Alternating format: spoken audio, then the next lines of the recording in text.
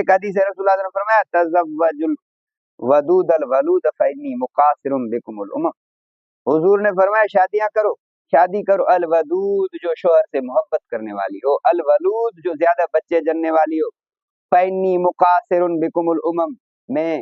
کثرت امت کی وجہ سے فخر کروں گا تمام انبیاء پر۔ ایسے خاندان سے شادی کرو جو عورتیں اپنے شوہر سے محبت کرنے والی ہوں، جو زیادہ بچے جننے والی ہوں، تو یہ اسلام میں ہے، زیادہ بچے پیدا کرنا یہ اسلام میں ہے۔ اسلام کے بہرے کے دو بچے ہی اچھے، یہ اسلامی نظریہ نہیں۔ اسلامی نظریہ ہے کہ بچے زیادہ ہوں،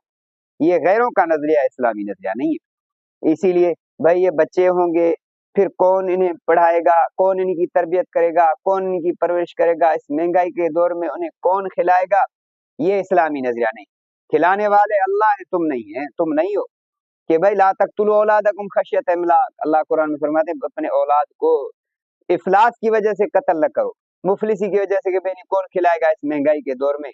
اللہ فرماتے ہیں ہم انہیں بھی رزق دیتے ہیں، تمہیں بھی ہم رزق دیتے ہیں۔ بھائی میں کھلا رہا ہوں،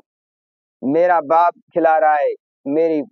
ماں کھلا رہی ہے، نہ تمہارا باپ رزاق ہے نہ تمہاری باپ رزا ہے، نہ میں اپنے بچوں کا رزاق ہوں، وہ الرزاق ذو القوۃ المتین، رزاق اللہ ہے، یہ کچھ بھی نہیں ہے۔ دوسرے جو کہتے ہیں ہم رزاق ہیں، یہ جھوٹے ہیں، یہ نہیں ہے۔